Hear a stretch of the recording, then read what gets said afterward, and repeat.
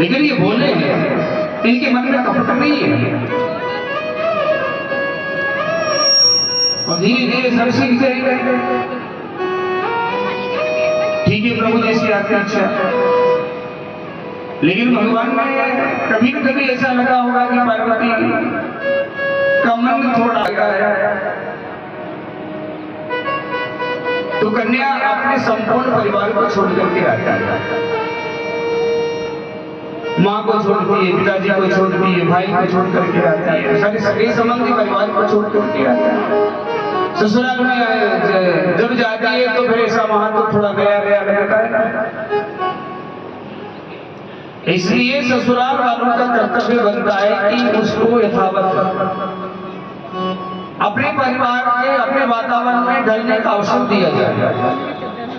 ऐसा नहीं कि आज उनको सारी जिम्मेदारियां देना शुरू कर दो, बोले ये भी करना पड़ेगा, वो भी करना पड़ेगा, ये नहीं करोगी, वो नहीं करोगी। बस अधिकतर विवाह के नए नए जोड़े, अधिकतर संबंध इसी कारण से टूटते हैं। अंकुश लगा दिया जाए, अगर प्रेम से समझाया जाए बेटा ये नहीं करना, वो नहीं करना, तो बात ठीक है। वो भी धीरे धीरे, और आगे अचानक डाल दोगे तो फिर मामला बिगड़ जाएगा। कुछ बात ऐसी भी हो सकती है, देखो ज्यादा जिम्मेदारी नहीं डालना चाहिए। विवाह होने के बाद में कुछ दिनों तक उस जोड़े पर तनाव नहीं होना चाहिए। न तो लड़के पर होना चाहिए, नहीं लड़की पर होना चाहिए। परिवार वालों को ध्यान रखना चाहिए कि इनकी आवश्यक वस्तु इनके पास है कि या नहीं, इनका खर्चा सम्यक रूप से चल रहा है कि नहीं चल रहा, अगर वो कमा के नहीं लेते।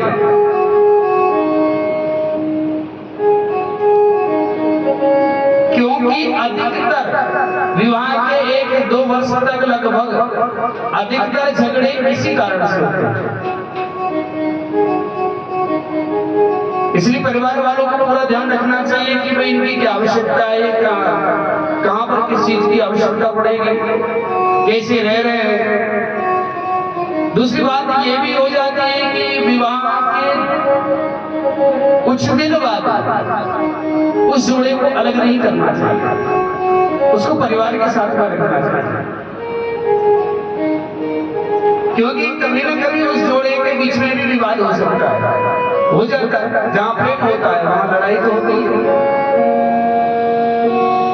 विवाद होने के बाद में मान लो अगर दोनों में विवाद हुआ और कन्या बाहर से आई हुई है, थोड़ी दुखी रहेगी, लड़का वहां का रहेगा, वहां से निकल करके बाहर जाकर घर वालों के पास बैठ जाएगा, मित्रों के पास में जाकर के बैठ जाएंगे।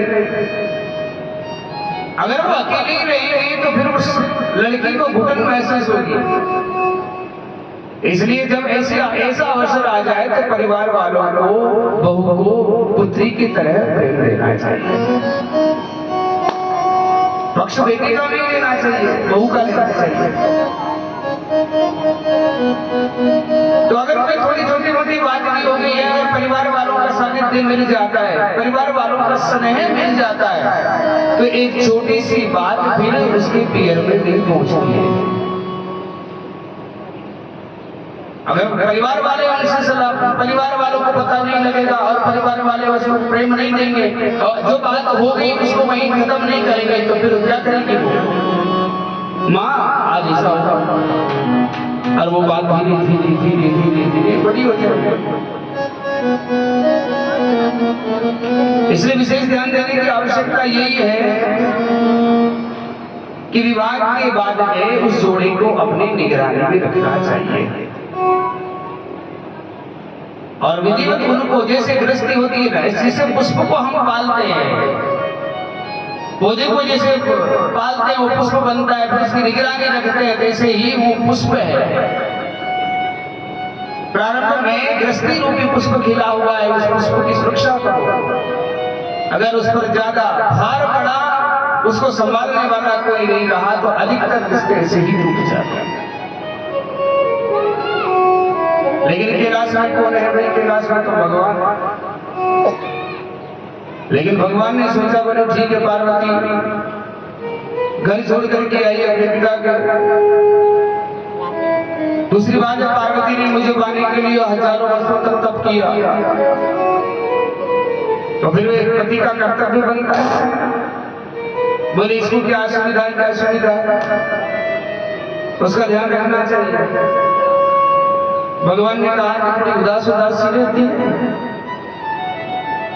शिव महापुराण में सिर्फ इतना सा लिखा हुआ है, ज्यादा नहीं लिखा हुआ, नहीं तो व्यास जी को थोड़ी छूट होती है ना बोलने की। शिव महापुराण में इतना सा उल्लेख है कि भगवान शिव वन विहार के लिए गए। कहाँ गए? वन विहार। तो ये विवाह के बाद घूमने की प्रक्रिया है ना सर, तभी से चली गई। तो भगवान ने विवाह के बाद में घूमने गए थे, वन विहार को गए। देवी पार्वती से कहा कि एक काम करो हम घूमने चलते हैं, तुम्हारा मन नहीं लग रहा। पार्वती ने कहा ठीक है प्रभु जैसे आप कीजिए। नंदी को भगवान ने कहा कि तुम कैलाश की जिम्मेदारी संभालो, कैलाश की सारी जिम्मेदारी तुम्हें संभालनी है, हम कहीं जा रहे हैं। इस बार भगवान है ना उधर नहीं गए, अरण्यक वन में, बोले उधर नहीं जाता।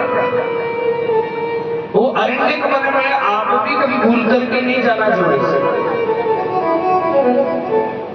ऐसा हास्य विनोद के लिए, बाकी ऐसा कुछ नहीं है। क्योंकि अरण्यक वन में भगवान गए, वो भी बेचारे आए तो उनका भी धर्म लग गया। राम जी भी अरण्यक वन में गए तो वो उनका भी धर्म लग गया। तो अरण्यक वन में जरा सोच समझ करके ही जाना। तो भगवान ने सोचा सती को लेकर के मैं अरण्यक वन में गया, इस बार वहां जाएंगे, इस बार आपको कहीं और जगह घूमने